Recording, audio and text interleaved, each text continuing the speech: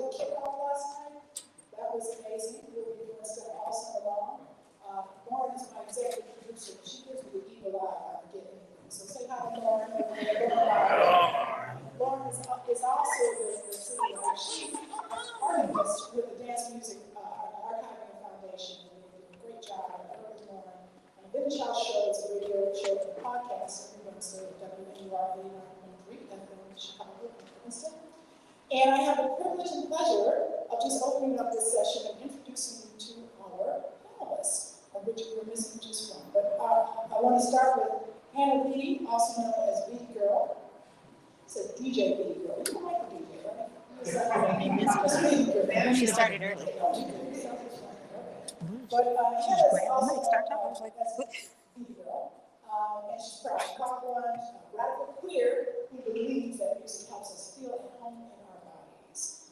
She's also resident DJ for the award-winning Party Slow Mo and Party Iconic Good Girls Collective made up Lord Ranch. Turn around, Lady D. And DJ Lady D. So DJ Lady D, you got to know her. She's running around here too. She's right. She's an iconic figure in Chicago. Look her up if you don't know her. She's so I want to say, this woman right here, so to speak from my heart, is just such an amazing contributor to the genre. And she's really a living example of how house music is an enduring legacy for our city, from our city, and it is constantly evolving. We met at WNUR 89.3 at the Chicago studio one night after our show, and I said, who is this young person? I've been DJing since like 1989, so I wasn't born yet, but I was. And I said, who's this young person just has such an old spirit? She's got like this way that she's doing it that just reminds me of when I was a teenager. And it was Hannah. And I just got to know her, and we ended up collaborating on a few events with our friend DJ Lady D. And the rest is history. And I sent the love note this morning, because sometimes you got to give people their flowers and say, sometimes the best friends are the newest people that you've met, in addition to the people that you've known in lifetime. And while we've only been friends for a few years, I feel like I've known her for a lifetime. So I just want to give Hannah a hand clap for her.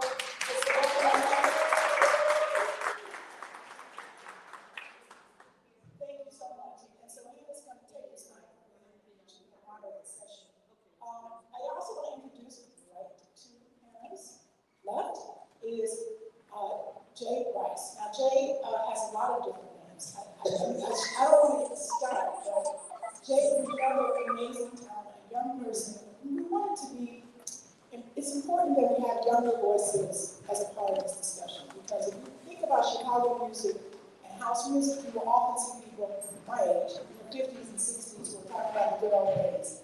But it's not just the good old days. It started here, it's a movement that started here, but it is thriving, and we are still continuing to create, produce new energies that have not been seen for right out of the city. And Jay, I want to say DJ Jay. We can do DJ Gabbard. Okay, DJ Gabbard. But Jay is the founder of Small World Collective, who curates cultural, artistic, and liberating events to promote sex and body freedom, and really to uplift queer Black women, community folks, and just sort of an amazing contributor.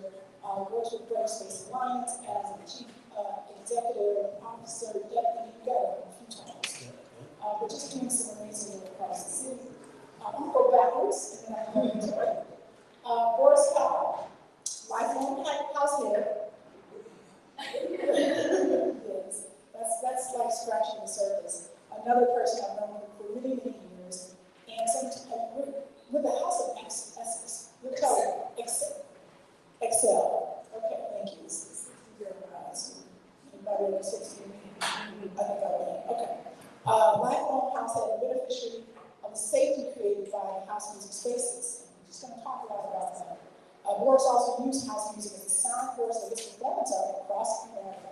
You can find Boris instructing in Chicago City colleges. We're going to hand out Boris. Yes.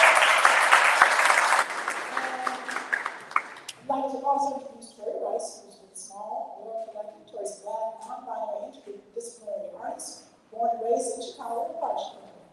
All over the South Side. South Star, okay. Roswell. They've been dedicated to community building since 2017 and co-founded Small World Collective and have been a space cultivator and event producer since then. We give it up for Jerry.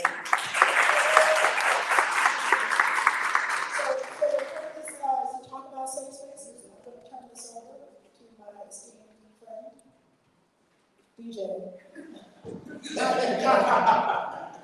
Hey, girl. Let's give it up for Lauren Grant. One quick announcement, you probably see there's a survey on your sheets. And if you find it in your heart, actually, no, please, this is a demand. Please fill the survey out. It helps keep programming relevant and helps us have feedback so we can continue to serve and come up with inspiring events. Shout out to Vintage House and Lady D and Wamami and the Chicago Cultural Center and DKs and everyone who helped put this event together. So often, this community meets in the club and in the dark, and I think it's really special to be able to actually talk and sit and think about all that there is to talk about now, because there's a lot. So I want to start out by saying that there is no house music without queer Black and brown people. And so it's an honor that I've been asked to moderate this panel, and I just think it's important that we put a period at the end of that. I know that that is the intention of what we're starting this conversation. Before we get so into the safe space part, I really want to just ask each of you, how did you come to house music? Can you tell me a little bit about your relationship to the genre and how you found it? Whoever wants to start. It's Saturday mornings when my mom was ready to clean up. The Chicago radio station. That was my first exposure to house music. Yeah, so it just makes me feel home. I'm gonna piggyback off that to the same thing, because it makes me think of cleaning, it makes me think of my parents, but also when I'm thinking about when I created an intentional relationship with house music was actually after seeing Lori Branch and a few other DJs speak at the Study Arts Bank years ago, and that is when I fell in love with house music. My introduction to house music, circa 1983, Black April, laws turned out, abused, turned away by family and religion. I was in a club and this particular song came on, and it is called You Walk the Sunshine. And it was a gospel song that had been remixed from Here to Heaven, and the words pulsated through the club. You walk the sunshine. And I walked past a speaker, and the bass kind of just passed through my soul. And I thought, That's beautiful. Thank you for sharing. So I think that was a beautiful introduction and kind of like this song, this feeling created a space. I'm assuming where in all, you introduced all of these things that you're dealing with in your life, yet in that moment you felt joy, you felt inspiration, you felt home, you felt safe. Which brings us to this idea of like, what is a safe space? What would each of you say a safe space is? Because I think there's probably a million different ideas. Let's try to say to us what a safe space is, and then let's think about what a safe space was in the 70s, in the 80s, and how different. I was there in the 70s and I was there in the 80s. I'm going to call it a safe space that I describe myself as a beneficiary of. We have to take a look at what's going on culturally in and around Chicago. Well, there have been a serial killer, John Gacy, there have been young Black lady named Missing.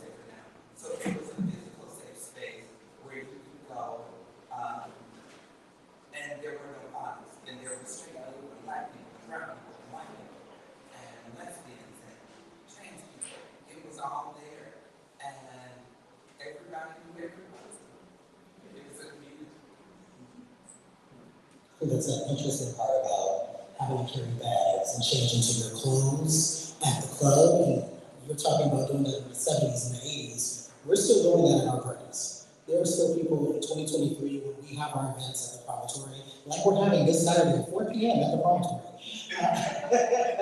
But when we throw those events, and especially when there is a more risque theme to one of our parties, like kink or something like that, lingerie, we will see our audience coming in with bags, going into the bathroom, changing, and then coming out and feeling comfortable. So it is that like actual physical barrier of safety that house music and that queer Black folks cultivate. Yeah, and it also highlights all of our class communities, and we find that gay people, Black people, from women, everyone can feel like themselves and be carefree. And also a lot of our spaces are similar, like the space we create where you can just come as you are, and you don't have to worry about whether or not you have friends, what you're wearing. It's just like a feeling that comes over everyone. That's what makes it safe, and also being intentional, making sure that people are being respectful in space. But I think the music facilitates that. Yeah, absolutely. I think that's a really powerful point, and Boris, it makes me think about kind of what you said, like there were no fights happening at these parties. Why do you think that was? The message in the music was love. When I look at the music that permeates our year 2023, I was listening to something recently. The Fofo, I got the Fofo in my hand referring to a 44mm gun.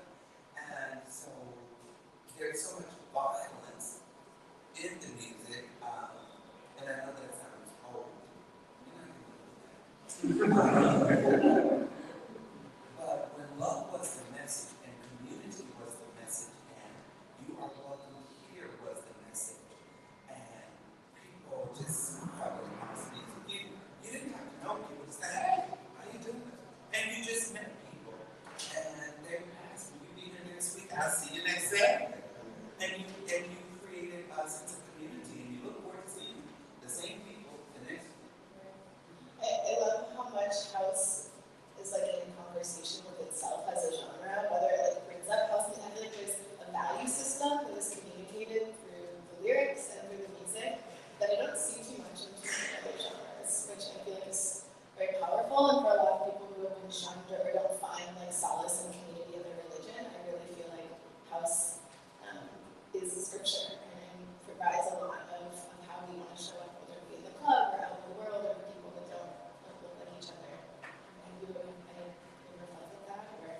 Yeah, I mean, Energy is church. You know, our flagship party, Energy, it's a party for queers and their fam, but it is literal church. I've seen people catch the spirit at Energy. I have seen people, and whether that's twerking, whether that's, you know, sometimes our communion is Hennessy or Douce or something like that. But I think especially in Chicago has a history of Black and brown queer people finding liberation and freedom and community via the dance floor, and that is something that we are very privileged to be able to curate. And for the first 3 years, we curated it every Sunday. We had this event every week. It was free. We took no breaks.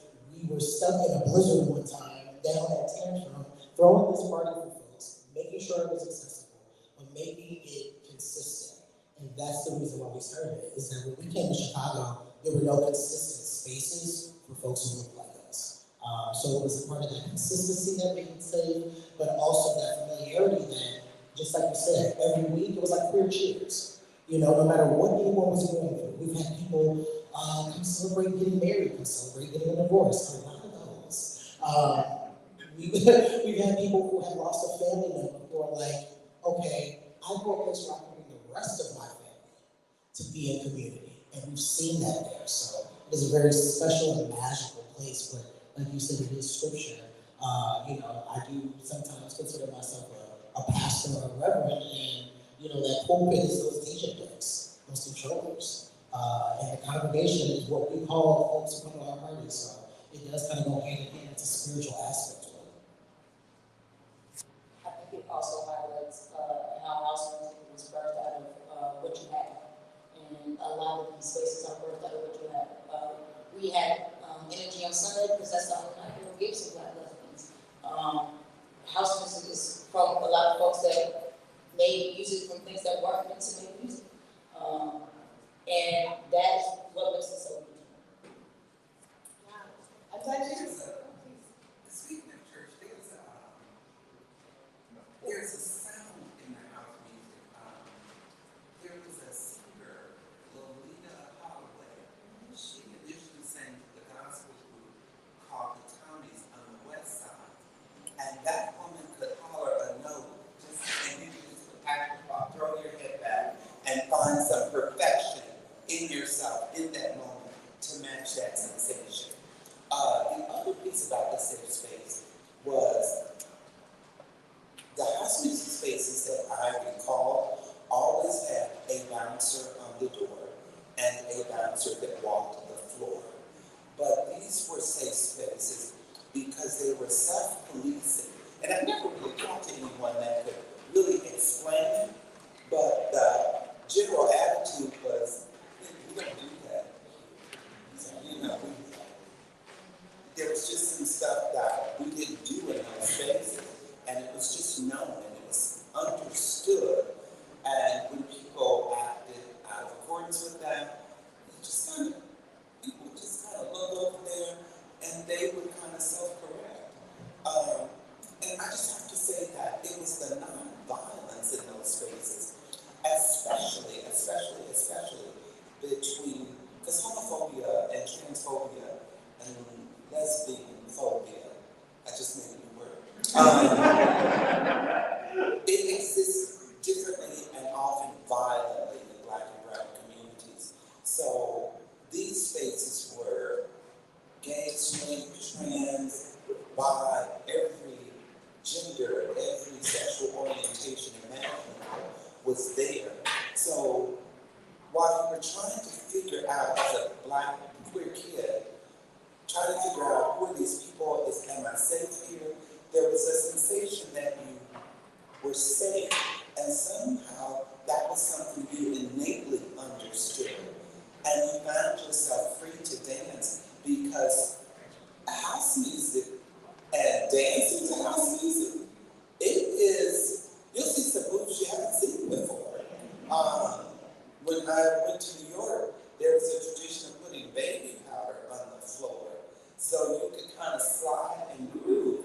And there were small people, and there were medium-sized people, and there were big people, and there were rough-looking people, and thin-looking people, and some people that you just weren't sure about. And everyone was there dancing. I was one of the people that weren't sure. I'm so glad you brought that up, because I think the dance and the lack of violence can really go together too in this space. When you just dance and sweat out with someone, like from the depth of your soul, dancing, that sometimes when I was going to the house, I didn't even know I had that in me. I surprised myself. I'm like, but I think like you're likely to be a lot kinder, or at least more open, or not want to put hands on someone who you just have this like beautiful metaphysical dancing experience. That's how I feel. I mean, there's also that direct correlation with these being queer spaces. So that self-policing being something that's innate in marginalized queer folks. That access to freedom, or rather so that lack of access to freedom in our everyday lives, which allows us to release so much on the dance floor when we're together, and when we're sharing space together, and we're, creating community in real time.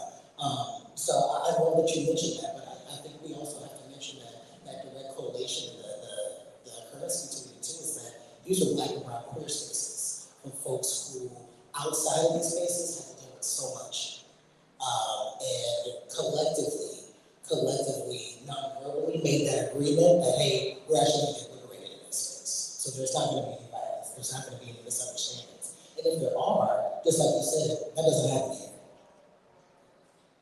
And there's something I don't talk that often, being a homosexual and being male.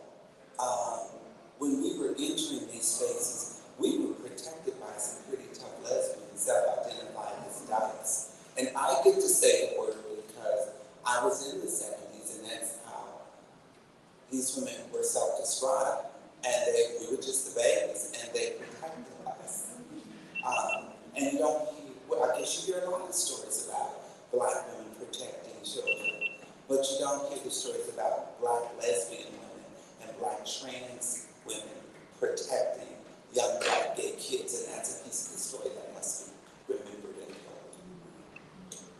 I mean, that's in house music spaces, that's in with the AIDS pandemic, that's with everything that, you know, Black dykes have been saving us for a long time now, and they're going to continue to do so. And I think this leads to, I don't think we can talk about queer spaces and house music without talking about ball culture and families. And I know that this is something that's really important to you. You actually brought Michelle Tanner. I wasn't gonna, but when I was asked to be on the planet, I had this in a box. I've been in this home for 4 years. And in a box, I had these last 2 trophies that I won walking balls in Chicago. This one was for a category called Which Queen Up in Pumps, and this was in the category called the Old Way.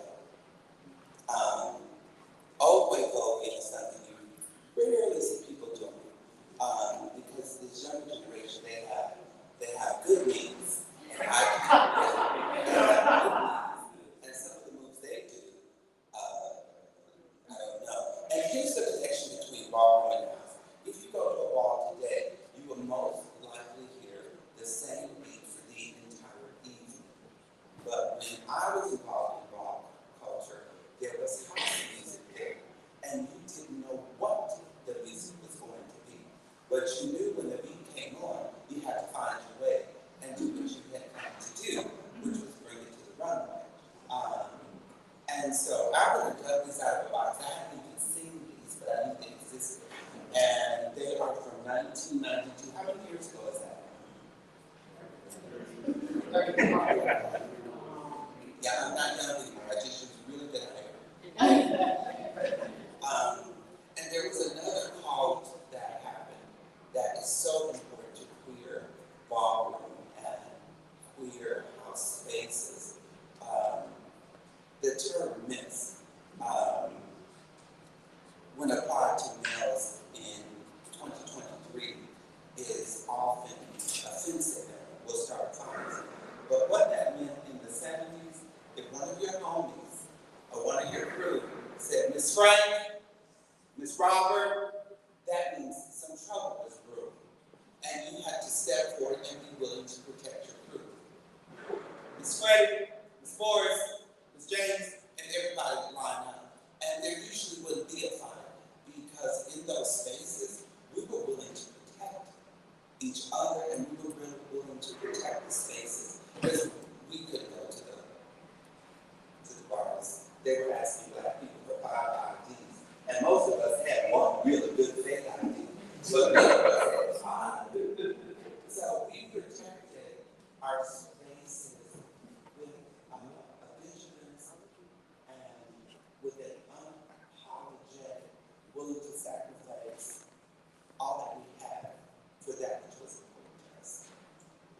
It's that lack of not having, right, where we have to be protective. I mean, we have had to protect our spaces not only from random folks who walk in, but from the venue themselves, from security and bouncers themselves, and having to get these people on one accord and how we're going to treat our community when we come up in here.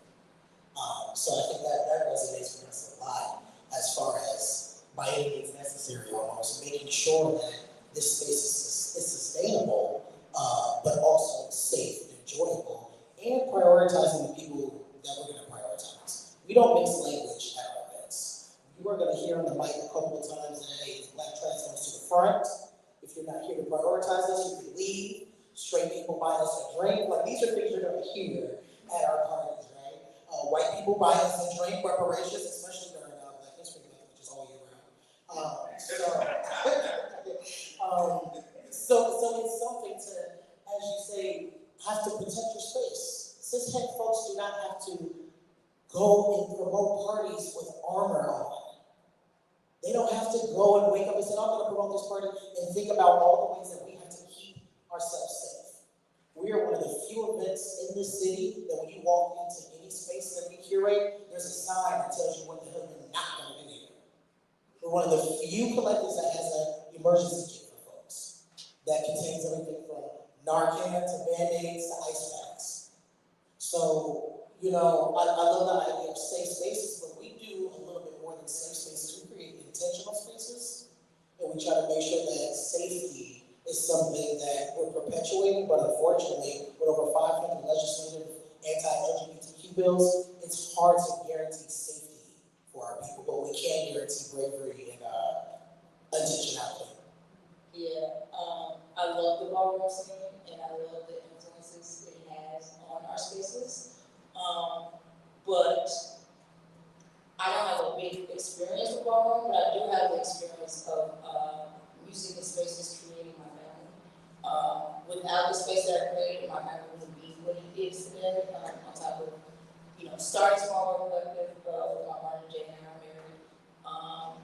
We met our partner in those spaces, and the rest of our collective, which is now 8 folks, and we're a family. We have holidays together, we support each other, and that is my real family. I am from Chicago. We have our family all around the river. When I think of my family, I think of small little collective. Yeah, that's that parallel with like ballroom culture and houses. I mean, like House of Small World is definitely something that we perpetuate. So it's a big connection. And I'm glad you brought that up because when folks think about ballroom, they think about 2 things. First, pose. Second, New York, East Coast. And Chicago has such a vibrant ballroom culture that is often forgotten and not looked upon. So I'm really glad that we're putting that light on ballroom culture in Chicago. Here's a comment I want to make. You mentioned Narcan. I hope people know what that is. It's a chemical that can reverse an overdose. And in the house music scene, first of all, we have to talk about where those spaces were. These were empty warehouses in seedy areas, forgotten areas of the city, that it was a little bit frightening to think, we're going where? There's nothing over there. And we would go and we would find it. And we would go to those spaces and there were lots of drugs there. We don't have to pretend like that wasn't part of the culture. But the culture was, if someone had had a little too much, it was a caring culture. We didn't have Narcan, but we had to tell people, okay, no more for you. And I don't know that outside of the culture of ballroom and of house music, that there was a fail safe, there was a safety net there, so that you wouldn't do too much, so that you wouldn't do yourself in. That security was built in. So when we talk about the safety of the ballroom community, that has to be included. So thank you for mentioning that. We didn't have an idea. We just had to sit out there.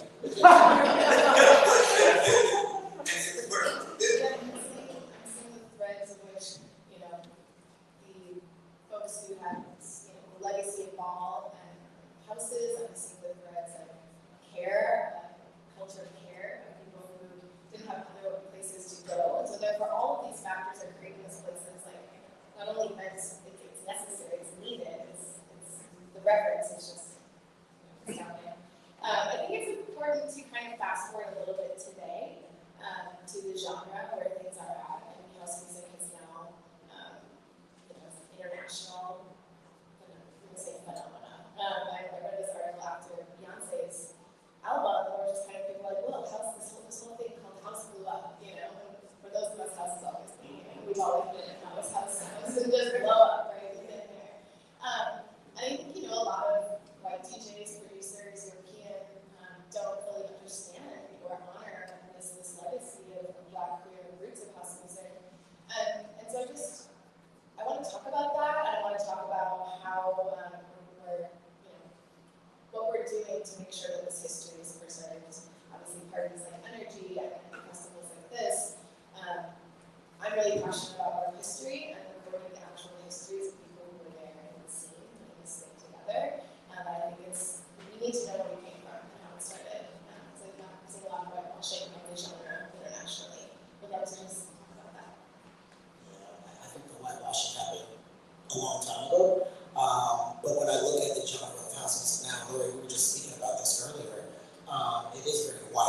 racist head. It is very privileged, and even though the genre of house music has expanded, the access to privilege and access to house platforms has shrunk.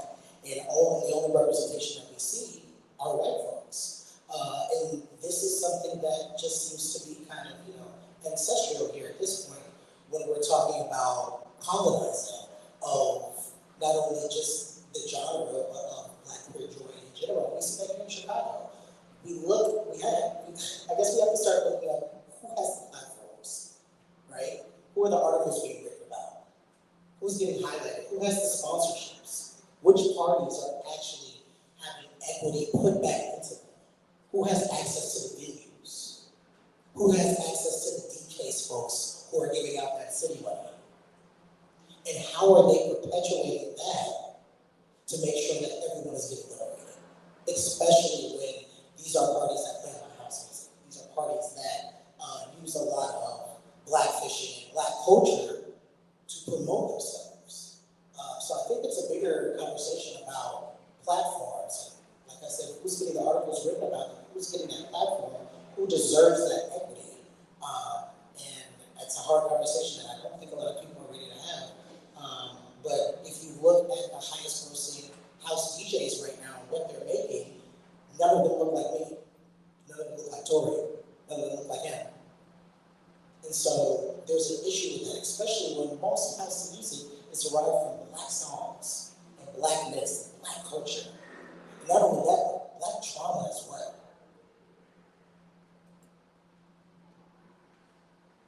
I think you answered that. Oh my God.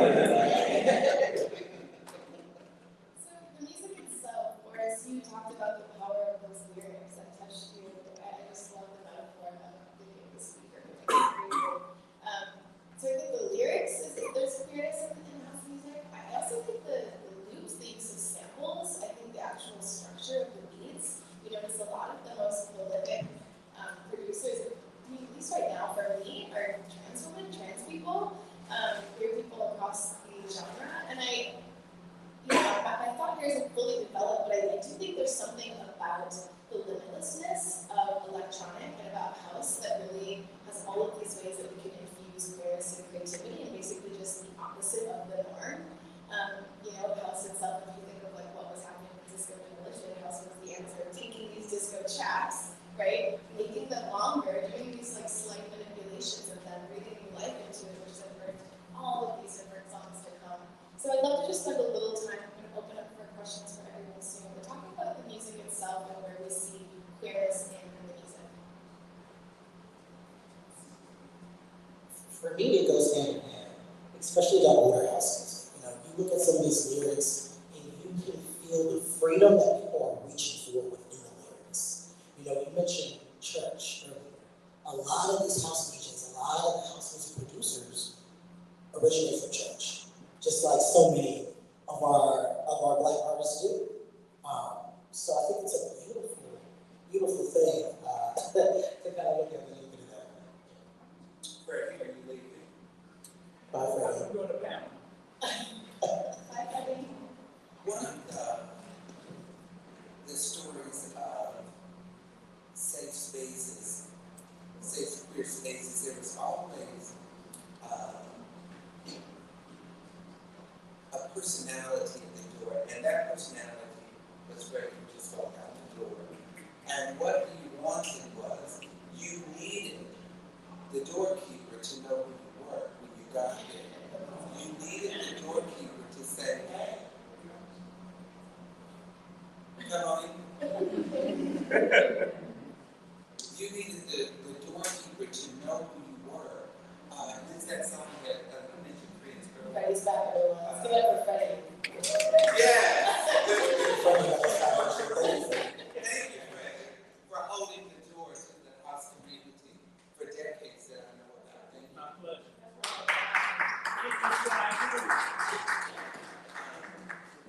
And so as we talk about queer people now, we have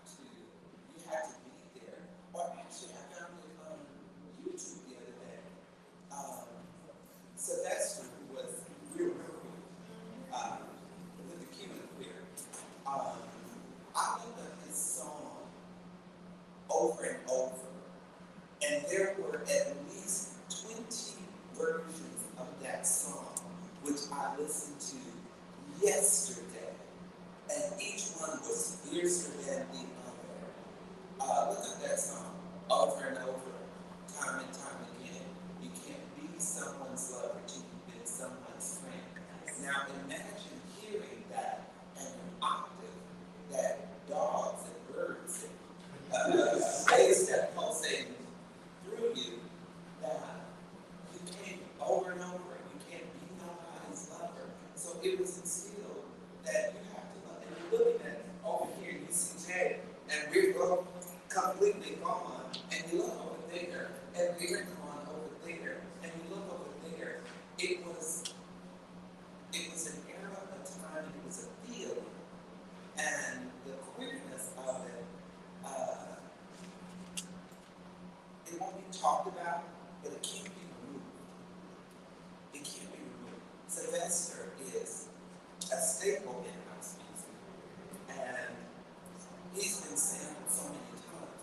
So the equity may not exist in the community, but the time stamp cannot be removed.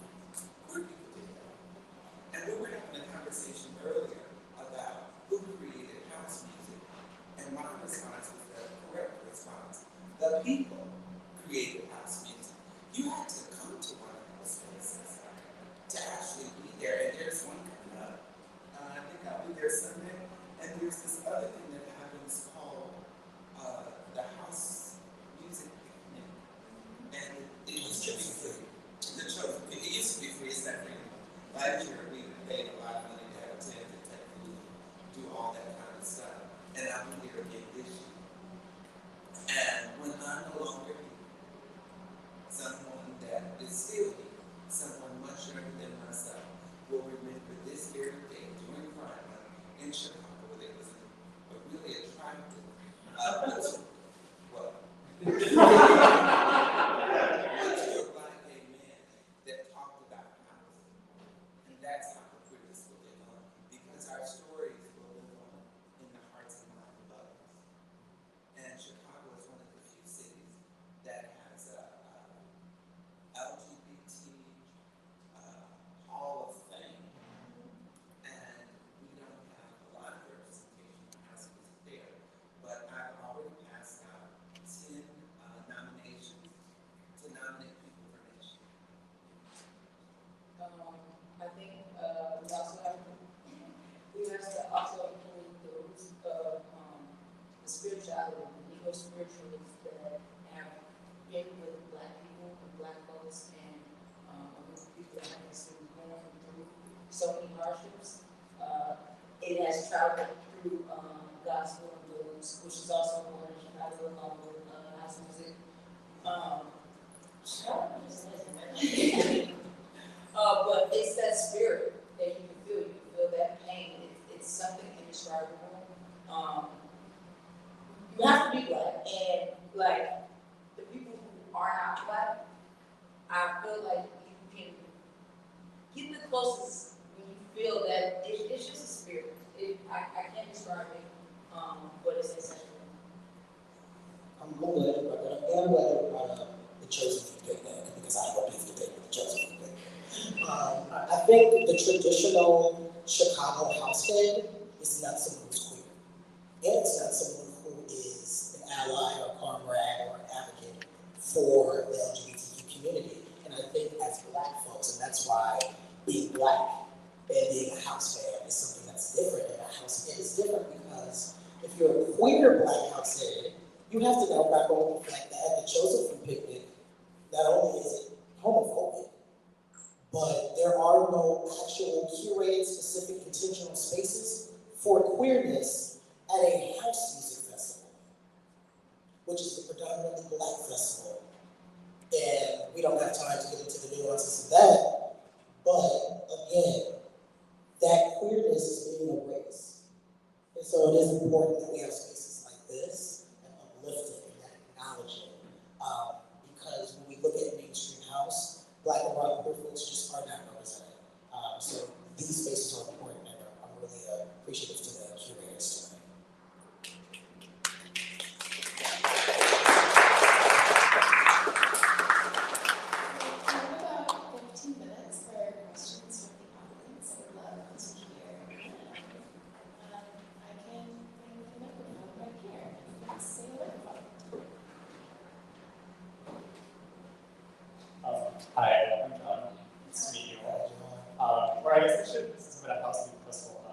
Fire is my DJ name. I'm just starting to try to get into like this whole house music scene. I'm actually DJing at Oak Park this weekend for Pride, which I'm so excited about. But that's like a random friend of mine who's kind of like connected a dot and something like on the stage. But I want to like get to know the community, and I want to like make inroads, and I want to like discover that family. Like, how do you get the person at the door to recognize you? How do you find family in house? That's kind of my question. I think the big thing is showing up to the spaces that center house music intentionally. So showing up, whether you're by yourself, whether you're with a group of folks, wanting to make friends, wanting to make community, getting to know the promoters, getting to know the other DJs. It's all about how you personally are showing up in these spaces, especially as a white person. And I think that's the best advice I can give, is be as intentional as possible about making community, but seek out the spaces like Small World Collective and things like that, and realize that even though you are not being centered in those spaces, you still have the right and obligation to make sure that the folks who actually started this genre are. My two pieces of advice would be learn your shit, right? Like part of what Lori was talking about, like I knew the music, I knew the culture, I knew the history, I studied really hard and I still study. And that has helped me a lot. And I would also say consistency, right? Like keep showing up. Don't just show up one time and expect that people now are going to remember your name. It's like, gotta keep showing up, keep doing the thing, you know? And eventually, if your intention is right and you're doing it for the right reasons, I think you start to see, start to make connections. I'm going to repeat what they said, but I'm going to use some different words. Learn how to tell the story with the music. Learn how to tell the story. Learn what the music meant to people. Learn how it moved them. Learn which songs saved people, which songs healed people. You said something about the pain, you have to know the pain. Well, the challenge with that is with the pain existed the healing, but we only talked about the pain. So you have to learn to tell the story of pain and triumph simultaneously, which is generally not done. We talk about one or the other, but house creates a space where they coexist. And the healing occurs through the music. So I would say learn to tell the story with the music. Thank you for that answer, Chris. Quenisha? Yeah.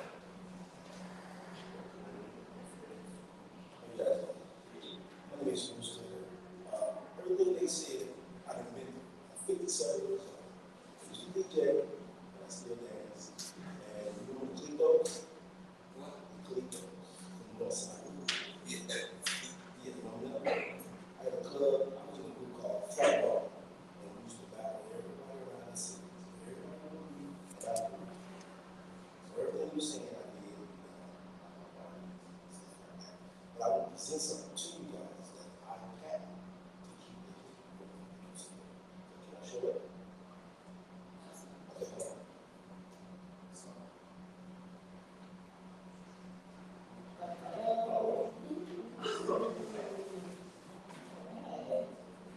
This is what I had. Also, us having like a proper Chicago bus music walk thing. I like that.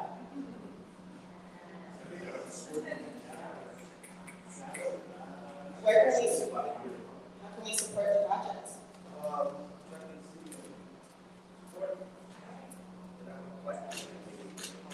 That's awesome. Thank you so much for sharing. That'd be fantastic. And thank you for surviving.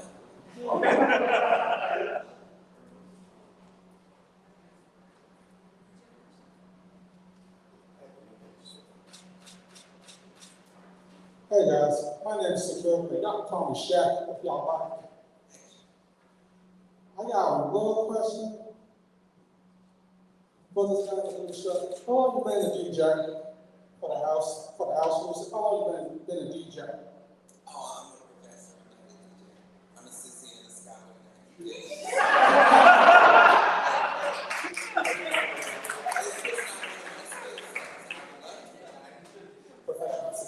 Professional. Yeah. Yeah, know, I've been going to festivals, doing my dance, you know. I still got the boost, but I still got it. Any other questions? Let's say louder, we can scream it.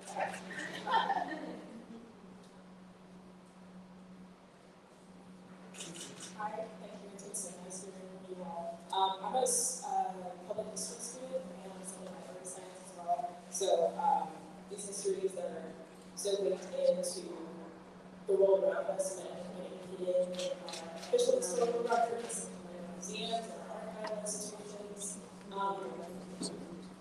This is so important. I'm curious where, especially in cancer, what kind of sources do you turn to get this information? I know it's so valuable getting it from the people, standing in front of them, and talking to them, and communicating with them. But I'm curious for everyone to whatever your books, resources, where do you turn to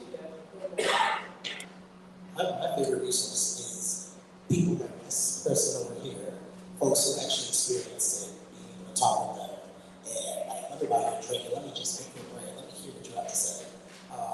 So much of Black and Brown history is oral, and so that is one of the priorities with Small World Collective is, that's why we document everything, that's why we try to talk about it as often as possible, but yeah, my favorite source is from people directly. I think you're in the best thing to do it. Yeah, just like Jay was saying, was a big part of their falling in love with house music was us going to the Stony Arts Room with that house band. Not that we weren't already deeply knowledgeable and love house music, but it was that right there that kind of like it was destiny, and from there things just started appearing to us as far as if you want to know it, it'll seek you out. I guess that's the best way to do it. My resources are, I am the resource. I am the living, breathing history. But this history is being recorded in a couple of places. There's, and the name of it escapes me at this moment. It is the museum in Harlem, not the museum, the library in Harlem. The Schomburg Center has a few dissertations on house music that can't be found anywhere else in the world. There's Professor Ron Bell CUNY in New York. He has started the work maybe 5 years ago on saving the queer history of queer people in the United States. He's my resource. He's a presidential professor at CUNY. And life, as we know it, only exists in many ways in the verbal history. So you have to know the people that live there. And one of the things I tell people all the time before I leave here, I want you to know everything that I know. I don't want that history to die with me, which is why I show up, which is why I speak the way that I speak, and I say the things that I say. So I'm your resource. And it's what you can go to, and it's called By the Time I Own My Body, it'll be released next year. Thank you so much. I'll say to the group, you know, I have a couple of books, Chicago-based scholars, and Lloyd Branch was one of them. I can't remember the name, but we're gonna switch the names. if you don't mind. Someone was smart enough to say, if I have this, I can walk to you. Okay, other questions? I saw a hand.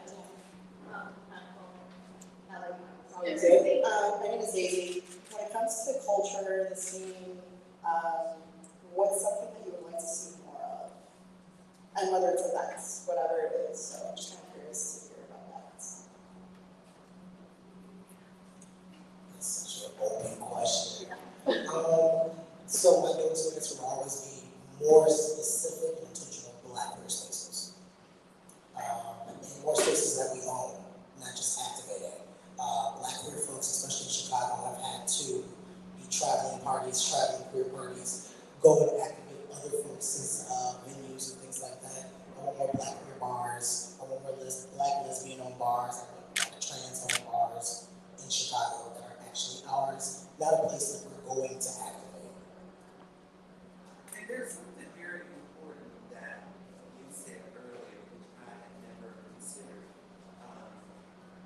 because I'm a survivor of gargantuan abortion, that I can exist in spaces that are homophobic and be oblivious to it because I've survived, and I have survived it for 6 decades.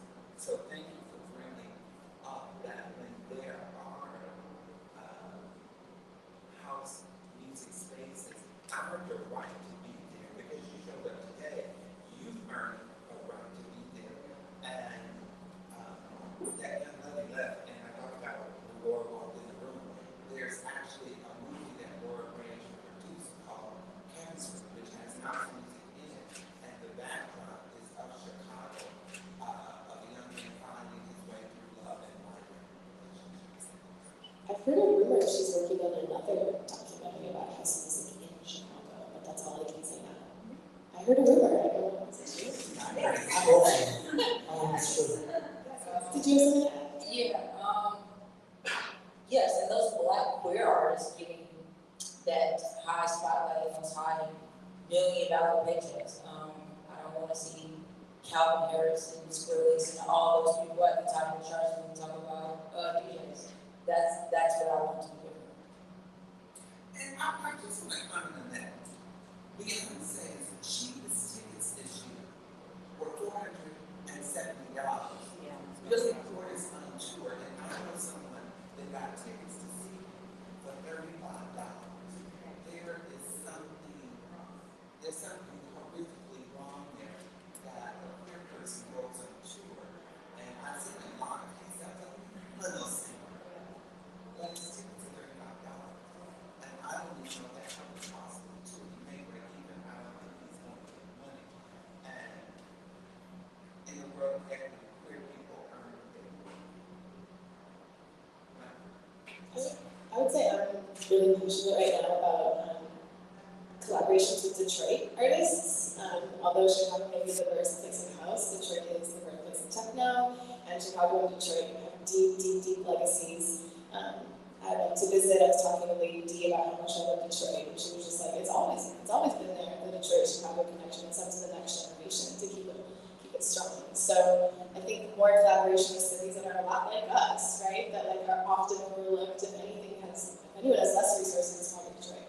So I'm really passionate about the architects of Detroit as well. Yeah. Yes. We got about club already. I'm safe. I didn't forget. We didn't come up today, but I didn't forget. I was there. It will not be forgotten.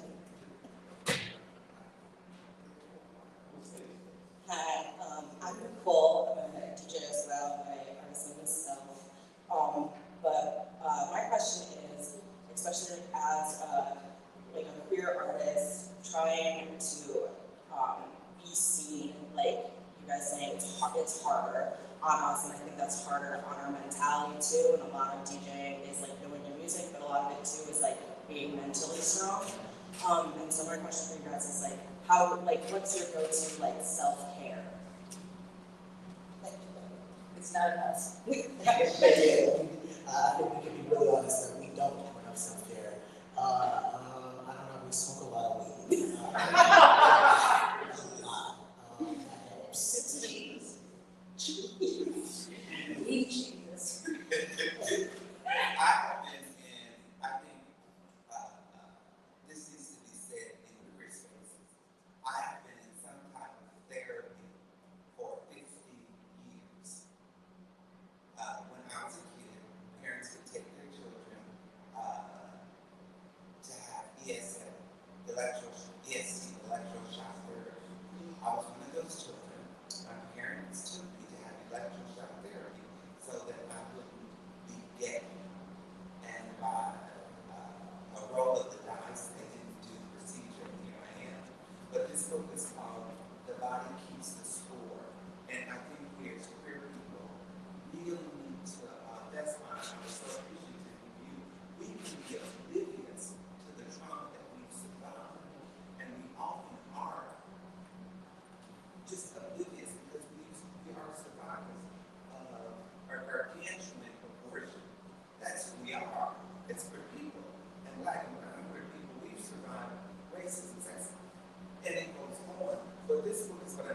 everybody comes to sport.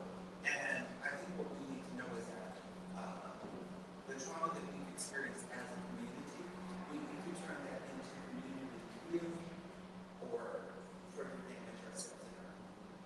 I prefer to turn it into a community healing because that which is inside of you, you're asking God to get them to see you. You see you, then you show up. That makes that simple. You see you, and you show up. Thank you. And I think all you guys are doing this is really I appreciate that question. When we started DJing, the idea of self-care, taking care of yourself, was not at the forefront. What was at the forefront was hustle culture. And it was, you better be working, you better be gigging every time, you better say yes to everything. Saying no is a part of our self-care. And I love that look, especially our prizes. But I really love that like, the younger generation is really prioritizing self-care because I wish that I went into DJing prioritizing self-care. It's hard on your back, it's hard on your ears. Wear earplugs. That's the other thing. I don't think enough DJs talk about that. I use hearing in my ear, a lot of DJs I know are. So when we talk about self-care, actual health-care, it's some really good earplugs. And not like the ones from Walgreens, like the ones that actually allow different frequencies to get through. That's a big part of it. We are up till 3 a.m. We're eating fast food, all of this stuff. Being a DJ, especially in Chicago, is a hard life. And it can be very glamorous, but we don't talk enough about taking care of ourselves. So thank you for that.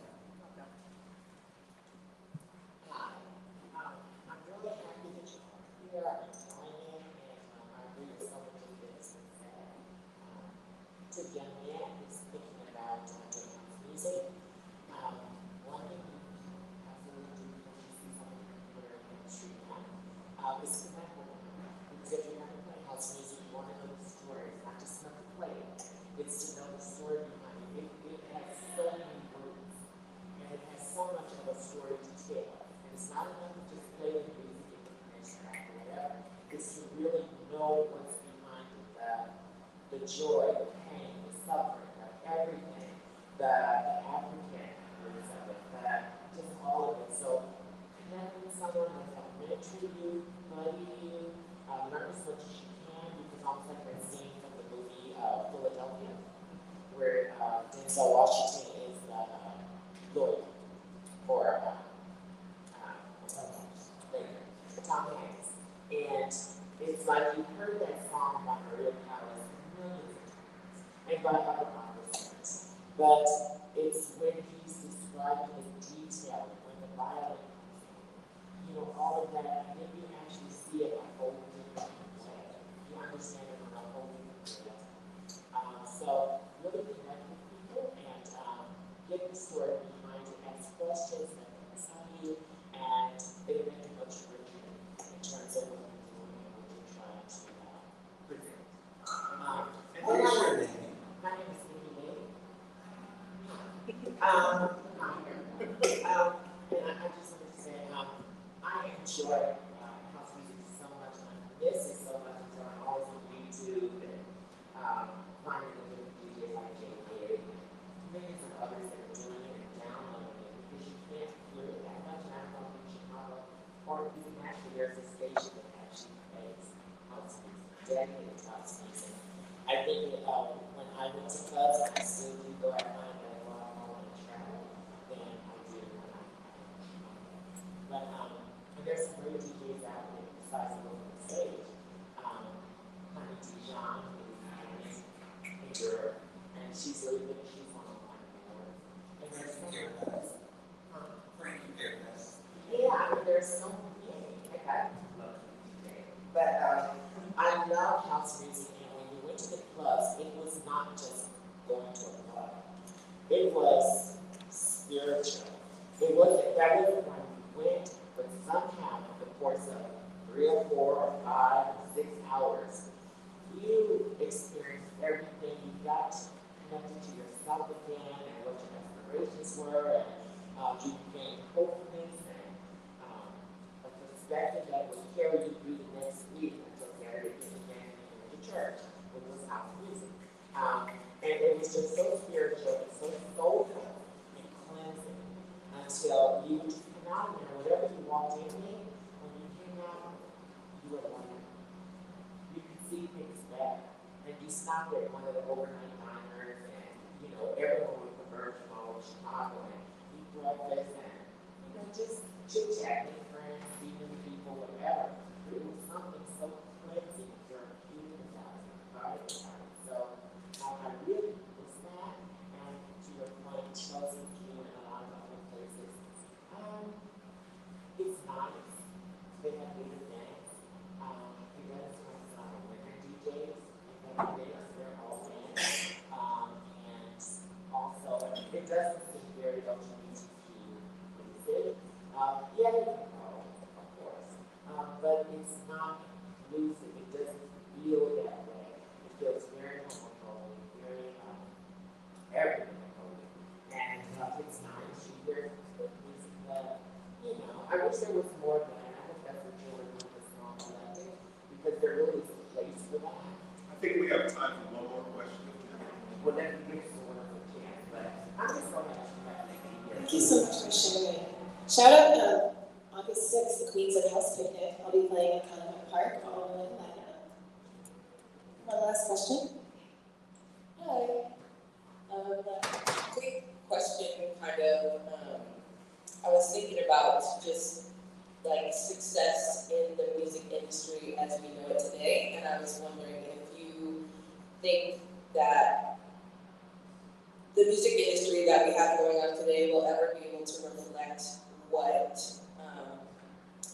you all are doing with community and connection and understanding what the music and the space should be versus what people, I guess what the mainstream is like, what's like palatable or what they can monetize. If that's the important part of the music industry, or the industry is what you all are doing versus what people like see. I love that question because I think it's a mixture. I think the important part is what we're doing and we need to get paid for doing it. I think that's the thing. That's it right there. To answer your question because of this right here, I think that we'll get to that point quicker than we would have maybe 20 years ago, 10 years ago, 5 years ago. We could put a mix up on TikTok right now. We could wake up and all of a sudden we've got sponsorships out our door. We've got whatever because it's blown up and it's going viral. So I think the influence of technology and social media, even though there's a horrible face on social media, it does allow us to monetize ourselves in a way that feels integral. But white supremacy is in everything in technology and the algorithms. So I think that there's also a possibility of we're getting there, but there needs to be a whole bunch of discussion before we get to where it needs to be. It's kind of like what's lost when something leaves the underground too. It could be a hard thing to recommend, consumerism, commercialism. I don't know, but I think it's really important to figure out. Doris, any thoughts? Okay, well, thank you so much, everyone. Give it up for our panelists.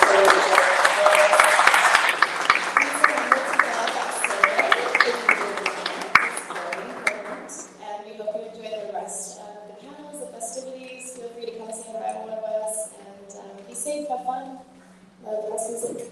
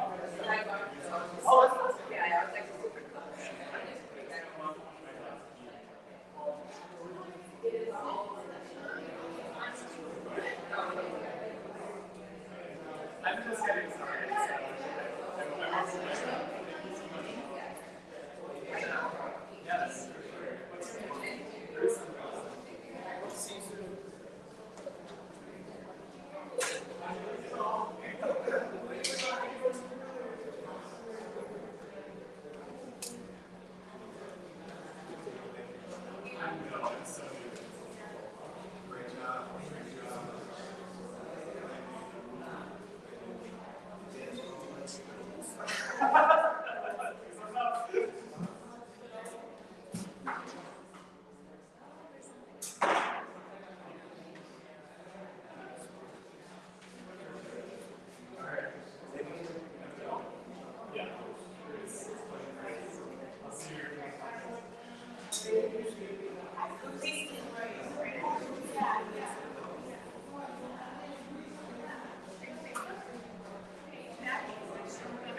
Yes, I did. Okay.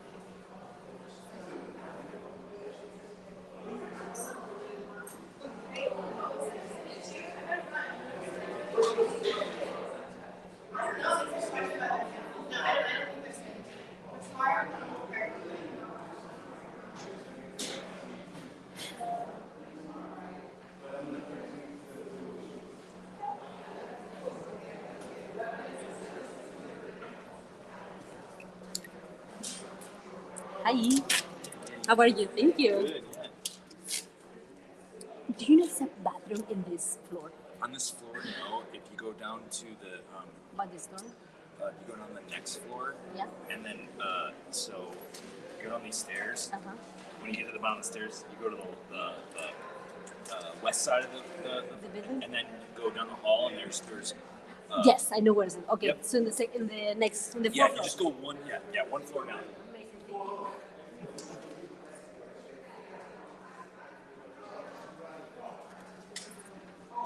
Where are you trying these sheets at?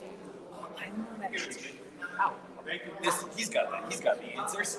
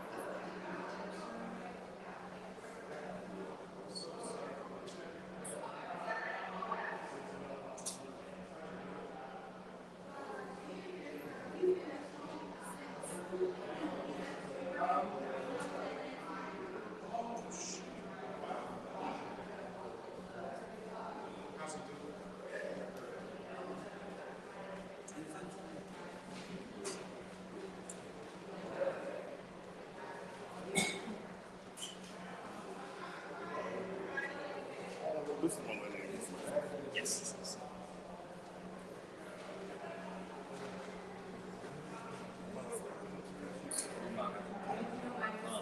I'm not sure who's in charge of the plan, but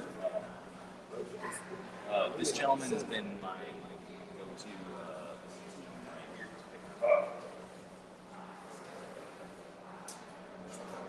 The guy who organized it just stepped out. that moment like 2 seconds ago. I'm sure I'm sure he'll be in soon. Oh, yeah.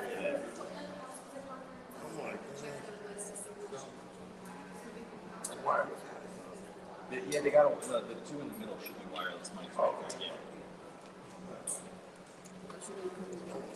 I'm gonna ask somebody to come unlock this real quick so we can get some music running. There should be some music. Do you need a key? No. I was just writing. Oh, okay.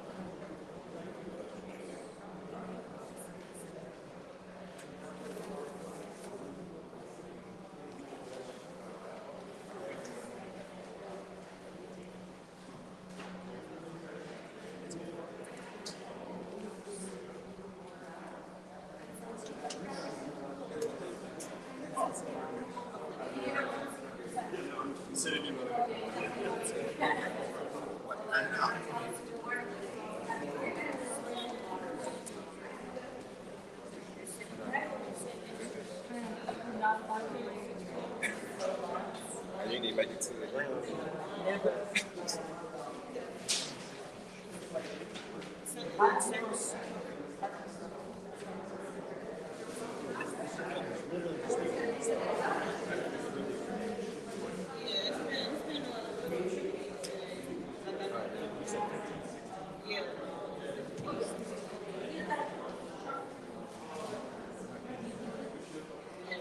Actually, none of these are showing any signal except for number 2. Yeah, that's what I just plugged in. So I just yeah. Let's try 6 and 8 and 9 for Let's try 2.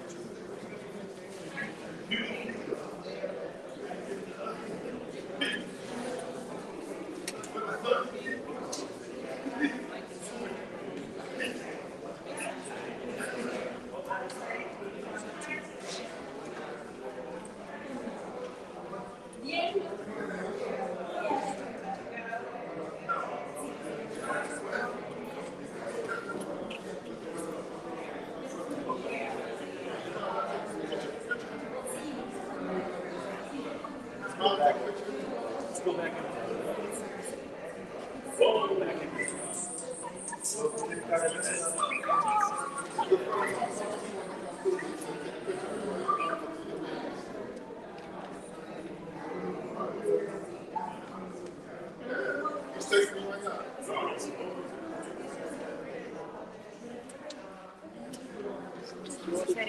Also,